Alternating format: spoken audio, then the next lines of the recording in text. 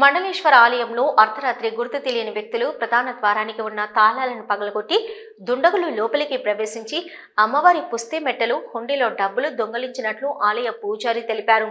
రజకుల ఆరాధ్య దైవం మండలేశ్వర స్వామి ఆలయంలో రోజులాగే ఉదయం 6 గంటలకు ఆలయంకు వచ్చేసరికి ఆలయం గేటు తాళం పగలగొట్టి అలాగే వస్తువులు చిందరవందర ఉండడంతో అమ్మవారి పుస్తే మెట్టలు కనబడక పోవడంతో రజక సంఘం కుల పెద్ద మనుషులకు ఫోన్ చేసి తెలుపగా వారొచ్చి ముస్తాబాద్ ఎస్ఐ గణేష్ కు ఫోన్ చేసి ఆలయాల్లో గుర్తు తెలియని వ్యక్తులు అర్ధరాత్రి చోరీకి పాల్పడ్డారని తెలిపారు.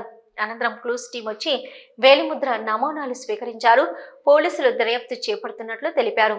ఈ సందర్భంగా రజక సంఘం అధ్యక్షులు సరయ్య మాట్లాడుతూ ఆలయంలో అమ్మవారి పుస్తే మెట్టెల విలువ 35,000 ఉంటుందని, దొంగతనానికి పాల్పడిన వ్యక్తులను పట్టుకొని కఠినంగా శిక్షించాలని రజక సంఘ సభ్యులు సరయ్య, సత్యం, డిటి నరసింహులు కోరారు. సామాన్లు దొంగలించడం జరిగింది. వారు ఎవరో తెలియక మేము మన ప్రెస్ మిత్రులకు అట్లే మన పోలీసు ఎస్ఐ గారికి పోలీస్ సిబ్బందికి తెలియజేయడం జరిగింది. వారు వచ్చి లూజ్ టీంను పిలిపించి వాళ్ళు ఇంటర్వ్యూషన్ చేస్తుండ్రు.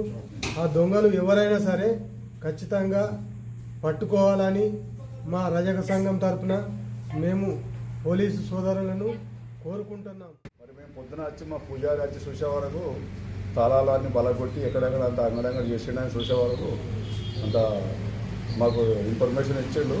అప్పుడే మేము పోలీసు సిబ్బందికి ఇన్ఫార్మ్ చేసినాం. మరి అదేవిధంగా ఆ దొంగ ఎవడైనా కానీ పోలీస్ సిబ్బందిని మేము కోరేది ఏంటంటే మనని పట్టుకొని మనకి తగిన చికిత్స ఇవ్వగలరని కోరుకుంటున్నాం. కమ్సకం అది పుస్తే మట్టిలో మొత్తం సామాగ్రి కలిసి 30-35 వేలు అట్లా మొత్తం టోటల్ కలిసి.